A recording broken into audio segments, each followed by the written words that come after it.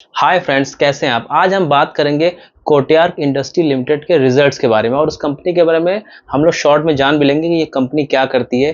तो अगर हम बात करते हैं कोटयार्क इंडस्ट्री लिमिटेड के बारे में, तो ये मैन्युफैक्चरिंग करती है बायोडीजल का। बायोडीजल के बारे में हम इतना बोल सकते हैं कि अगर हम चाहे डीजल की बात करें चाहे पेट्रोल की बात करें, तो ये जो बायोडीजल होता है ये उनसे बहुत ज़्यादा रिफाइन होता है, बहुत ज़्यादा प्रीमियम होता है और ये ग्रीन रिन्यूएबल एनर्जी के अंडर में आता है। यानी कि अगर हम नॉर्मली देखेंगे, अगर पेट्रोल यूज़ करें या डीजल यूज़ करें, तो जो उनके साइलेंसर होते हैं उसके बाहर अगर आप धुआं भी देख सकते हैं। और अगर बायोडीजल की बात करें और अगर हम उसको अपनी व्हीकल में इस्तेमाल करते हैं, तो अगर आप उसके साइलेंसर में जाके नॉर्मली हाथ लगा के देखते हैं दूर से, तो आपको स्मोक जैसा कुछ दिखाई नहीं देता है। इसका मतलब ये रिन्यूएबल एनर्जी है, ग्रीन एनर्जी अल्टरनेटिव है, यानी कि ये कंपनी भी रिन्यूएबल एनर्जी के अंडर में आती है। और अगर पर्टिकुलर इस कंपनी की बात करते हैं, तो ये कंपनी जो है 4 lakh carbon credits annually provide कर सकती है। यानी कि आने वाले समय में जो ये कार्बन क्रेडिट्स है बहुत ज़्यादा इंपॉर्टेंट होने वाला है। तो ये रही कंपनी के बारे में और कंपनी के प्रोडक्ट के बारे में शॉर्ट में जानकारी। चलिए कंपनी के बारे में जान लेते हैं, उसके रिजल्ट को देख लेते हैं कि आखिर वो नंबर भी अपने अच्छे प्रदर्शन कर रही है कि नहीं कर रही है। तो मैं विजय आपका स्वागत करता हूं आपके अपने चैनल वेल्थ की पाठशाला में। चलिए शुभ आरंभ करते हैं।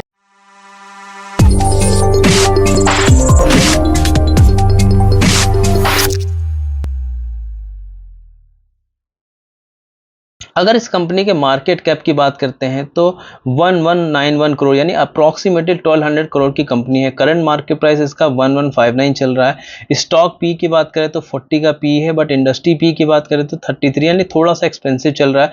बट अगर नंबर अच्छे होंगे या नहीं होंगे वो आगे देखते हैं। अगर नंबर अच्छे हैं तो ये जस्टिफाई करेगा। उसी तरीके से ROC की बात करें तो 24%, ROE की बात करें 20.6%, डेट टू इक्विटी की बात करें तो 0.63 है, यानी कि मैनेज किया, यानी 1 से नीचे हम जानते हैं कि अच्छा होता है debt to equity. PG ratio की बात करते हैं तो 0.38 है, यानी ये भी 1 से नीचे होना चाहिए। तो यानी कि अपनी ग्रोथ के हिसाब से ये भी एक्सपेंसिव नहीं है।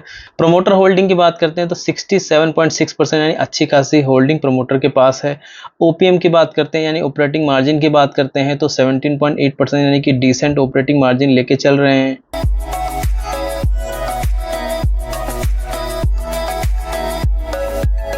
ये जो कंपनी है NSE SME के अंडर में आती है। और अगर हम देखें बहुत सी कंपनी अपने क्वार्टरली रिजल्ट, मेजरली जो बड़ी कंपनी होती है अपने क्वार्टरली रिजल्ट को शो करती है, बट अगर इस कंपनी की बात करें तो ये हाफ ईयरली रिजल्ट को शो करती है। तो मार्च 24 के बाद सितंबर 24 के रिजल्ट इनके 6 मंथ के आ चुके हैं। चलिए हम उसको डिस्कस कर लेते हैं कि नंबर कैसे रहे। अगर हम वाई ऑन वाई देखें यानी कि सितंबर 23 में 127 करोड़ से बढ़ के जो सेल्स है 197 करोड़ हो चुकी है। 55% का ग्रोथ दिखाता है, जो कि एक्सीलेंट ग्रोथ बताया जा सकता है। उसी तरीके से अगर हम मार्च 24 के 6 मंथ के नंबर को अगर देखें यानी 144 करोड़ की सेल्स बढ़ के 197 करोड़ हो चुकी है, जो कि 37% की अच्छी खासी ग्रोथ दिखाई है। अब चलिए मेन मुद्दे पे चलते हैं, प्रॉफिट पे। अगर प्रॉफिट देखा जाए तो वाई एन वाई अगर देखते हैं तो सितंबर 23 में ओनली 11 करोड़ थी और सितंबर 24 में 18 करोड़ की इनके प्रॉफिट हो चुकी है, जो कि 64% का बेहतरीन नंबर दिखाया इन्होंने, बेहतरीन ग्रोथ दिखाई इन्होंने। उसी तरीके से अगर हम मार्च 24 में देखें तो 11 करोड़ थी और सितंबर 24 में 18 करोड़, ये भी 64% का एक्सीलेंट ग्रोथ दिखाया है। तो हमने कंपनी के 6 मंथ के जो इन्होंने रिजल्ट शो किए हैं वो हमने देखे हैं, वो हमने डिस्कस किए। चाहे हम सेल्स की बात करें बहुत ही बेहतरीन प्रदर्शन किया है, चाहे हम प्रॉफिट की बात करें वो भी बहुत बेहतरीन किया है। उसी तरीके से अगर हम FY23 का कंपैरिजन अगर FY24 से करते हैं तो FY24 में जो सेल्स है उन्होंने 107% की ग्रोथ दिखाई, यानी कि जो सेल्स उन्होंने डबल कर दिया एक साल में। उसी तरीके से अगर हम प्रॉफिट की बात करते हैं तो वहां पे उन्होंने 57% का ग्रोथ दिखाया, यानी FY24 की बात करें वो भी उन्होंने बहुत अच्छा किया है। और चाहे हम 6 मंथ का रिजल्ट देखें सितंबर 24 का, वो भी उन्होंने बहुत अच्छा किया है। इसके अलावा एक और पॉजिटिव बात है कि नॉर्मली जो छोटी कंपनीज होती हैं, स्पेशली अगर SME सेक्टर में आती है, तो FII DI बहुत कम इंटरेस्ट दिखाते हैं। लेकिन यहाँ पे बात करें बहुत ज़्यादा तो अभी उन्होंने एक्यूमुलेट नहीं किया, लेकिन अप्रॉक्सीमेटली 1% का स्टेक जो है FII के पास है और अराउंड 0.56% का जो स्टेक है DI के पास है, यानी ये भी हम इसको थोड़ा सा पॉजिटिव बोल सकते हैं। चलिए इस कंपनी के थोड़े से निगेटिव भी देख लेते हैं। अगर इसके ROC और ROE की बात करें तो पहले इसके ROC जो 52 का चलता था और जो ROE था वो 40 का था, लेकिन अभी हम ड्रास्टिकली चेंज दिखा है। ROC जो है 24 का हो गया और ROE जो है 21 का हो गया।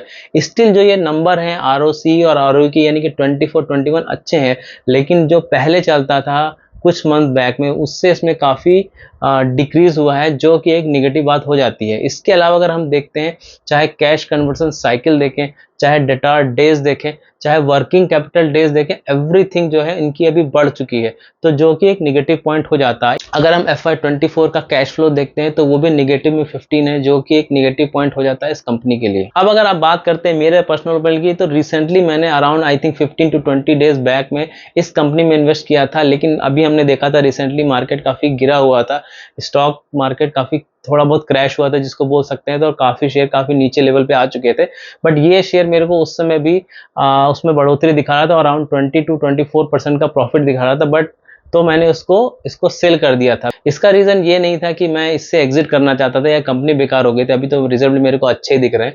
लेकिन उस समय क्या था, जो मेरे फेवरेट स्टॉक थे और काफ़ी स्टॉक काफ़ी चीप हो गए थे, तो मुझे लगा चलिए ये स्टॉक अभी बढ़ रहा है, और यही पैसा, जैसा कि मैं बोलता हूँ कि जो भी स्टॉक में मेरा कन्विक्शन होता है और रिजल्ट बहुत ज़्यादा बेहतरीन नहीं होता या बहुत ज़्यादा एक्सपेंसिव शेयर हो जाता है, तो मैं इसमें 10% से 30% का स्टेक सेल भी कर देता हूँ। अगर वही शेयर वापस 10 से 15% के डिस्काउंट पे मिलता है जिस प्राइस पे मैंने सेल किया है, तो मैं उसको वापस खरीद लेता हूँ। तो ऐसी स्थिति उस समय आ गई थी, तो ये शेयर मेरे को अराउंड 15 से 20 डेज में 23 से 24% का प्रॉफिट दिखा रहा था, तो मैंने इसको सेल करके बाकी शेयरों में अपना पैसा लगा दिया था। तो यहाँ पे अगेन मैं अपना पर्सनल ओपिनियन बोलूँगा, अभी भी मेरे को ये कंपनी काफ़ी अच्छी लगती है, तो मैं शायद हो सकता है कि आने वाले समय में फिर से इसमें इन्वेस्ट करूँ, या अगर नीचे आ जाता है किसी चांस से तो मैं इसमें दोबारा से पैसा लगाना चाहूँगा।